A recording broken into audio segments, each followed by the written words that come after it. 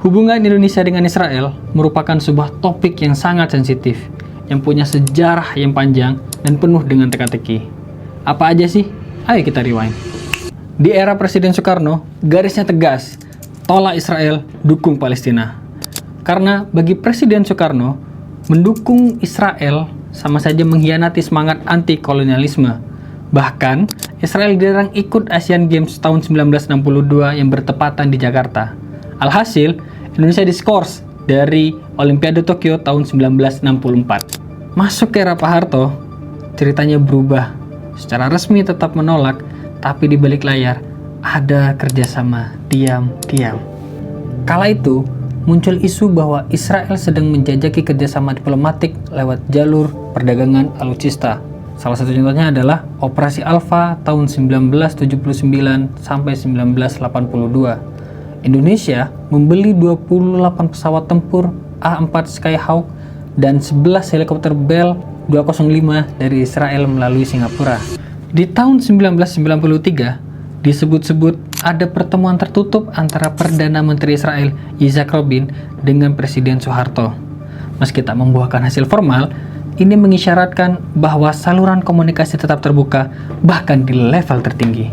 Di tahun yang sama, Harian Haaretz di Yerusalem menulis bahwa Duta Besar Israel untuk Singapura, yakni Dani Meguido, bertemu pejabat Kementerian Luar Negeri Indonesia.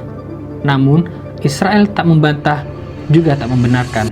Yang jelas, mereka sedang gencar mendekati Asia, semenjak mereka menjalin kerjasama dengan India dan Cina di tahun 1992. Berlanjut di tahun 1996, Israel menyatakan minat untuk membuka hubungan resmi dengan Indonesia. Namun, Indonesia menolak. Melalui Direktur Penerangan Luar Negeri, yakni Gofar Fadil, beliau menyatakan, hubungan baru bisa dibuka jika terjadi perdamaian menyeluruh di seluruh Timur Tengah, termasuk Suriah. Artinya, pintu tidak tertutup rapat, tapi harus ada syarat yang jelas. Masuk ke era reformasi, pendekatannya kembali beragam. Mulai dari era B.J. Habibie, tidak terbuka tuh diskusi diplomatik. Kemudian di era Gus Dur, beliau adalah presiden pertama yang terbuka soal menjalin hubungan antara Indonesia dengan Israel. Namun tentu ini ditolak keras oleh banyak kelompok masyarakat. Kemudian di era Megawati, pendekatannya cenderung konservatif. Intinya kita mendukung penuh terhadap kedaulatan Palestina. Kemudian di era SBY, Indonesia konsisten bersuara di forum PBB dan juga organisasi kerjasama Islam untuk mengecam agresi Israel dan memperkuat posisi moral Indonesia. Lalu, bagaimana dengan era Jokowi? Di era Jokowi, Indonesia semakin memperkuat dukungan terhadap Palestina.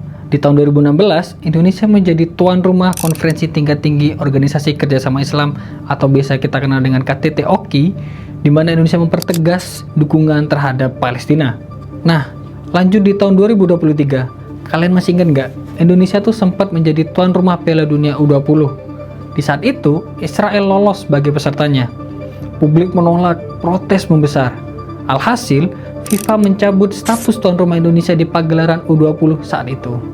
Dan kini, di bawah kepemimpinan Presiden Prabowo Subianto, beliau menyatakan bahwa Indonesia siap untuk mendukung kedaulatan Israel hanya jika Israel terlebih dahulu mendukung kedaulatan Palestina. Ini tampak sebagai sebuah sikap yang sangat kompromis di tengah tekanan geopolitik saat ini. Apakah ini langkah yang strategis? Atau mungkin ini awal dari babak diplomasi baru yang penuh resiko? Bagaimana pendapat kalian? Tulis di kolom komentar.